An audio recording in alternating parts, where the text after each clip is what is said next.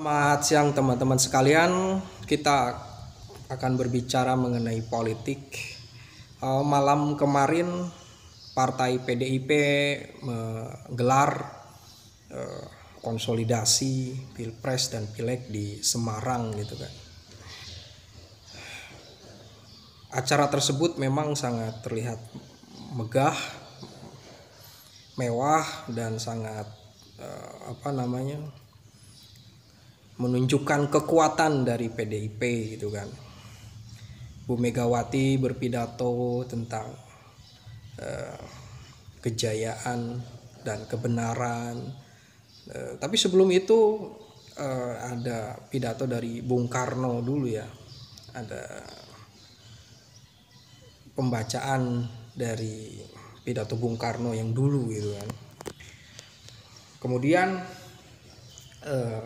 Ganjar sebagai calon presiden disuruh untuk bicara juga ya. Yang pasti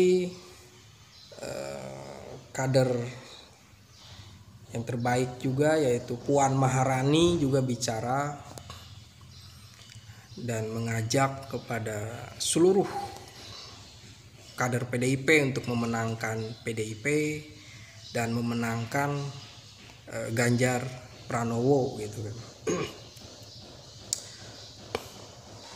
Indonesia ini memang negara yang tidak bisa melupakan Bung Karno karena dialah salah satu yang mendirikan negara ini, proklamator dan yang mendesain politik, sistem politik ya di zamannya gitu kan, dan membuat suatu rumusan atau prinsip dalam bernegara, misalnya ya berdikari, gerakan non-blok dan anti imperialisme gitu kan. Ya sosok Bung Karno tidak akan bisa hilang selama Indonesia ini masih ada gitu kan. Ajakan Puan itu tentu saja disambut sangat penuh militansi oleh para pendukung atau kader PDIP gitu kan. Jadi memang saat ini partai PDIP sedang berada di mungkin puncak ya. Apalagi nanti kalau Ganjar menang, ini PDIP sedang di puncaknya gitu kan. Jadi bahkan sampai saat ini kita harus mengakui bahwa politisi yang paling senior, yang memiliki pengaruh, memiliki dianggap panutan, dianggap yang memiliki kecerdasan politik ya paling atas adalah Megawati. Tidak ada lagi sosok yang bisa selevel dengan Megawati gitu kan. Gus Dur sudah tidak ada, ya berarti hanya Megawati saja gitu kan yang menjadi sosok yang bisa kita bahas gitu ya, kita ambil hikmahnya gitu kan dari eksistensi dari Megawati ini, seorang ketua partai dan juga bisa menjadi penentu keberhasilan suatu partai yang terbesar ini. Dan tentu saja orangnya banyak gitu kan, di kementerian, di BIN gitu kan.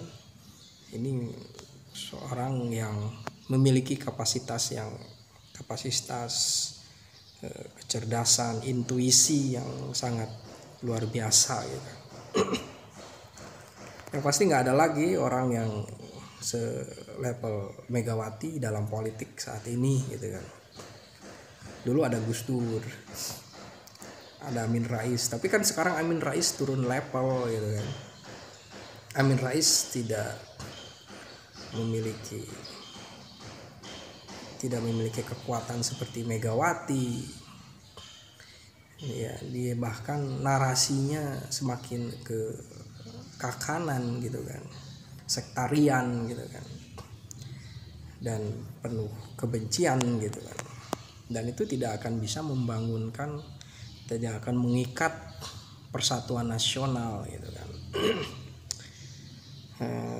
Jadi memang saat ini PDIP, dan kalau di Pilpres dan Pileg ini menang, maka itulah puncaknya PDIP. Manuver Budiman Sujatmiko ya saya pikir itu tidak memberi efek yang signifikan terhadap gerakan atau strategi PDIP gitu kan.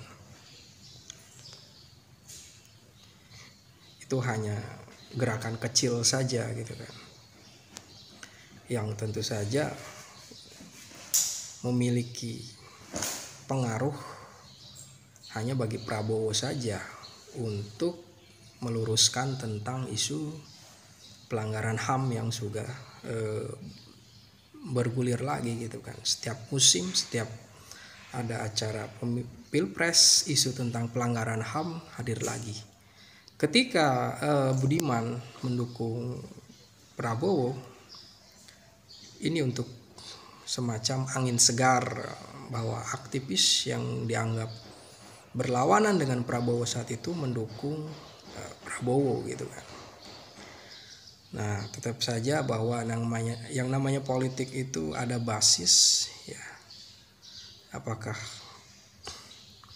basis politik ini akan bisa dikuasai oleh Prabowo, belum tentu gitu kan.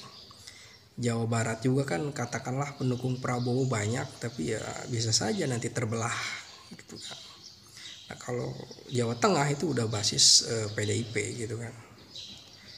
Politik teritorialnya udah jelas gitu kan. Tinggal Ganjar disandingkan dengan sosok yang dianggap bisa meraup suara di Jawa Timur. Nah, di sini. Jadi memang secara perolehan suara itu udah terbaca gitu di atas kertas. Tapi ya secara empiris kita akan lihat nanti apakah ketokohan Bu Megawati dengan kekuatan partainya ini akan mengulangi kemenangan di tahun 2019. Terima kasih.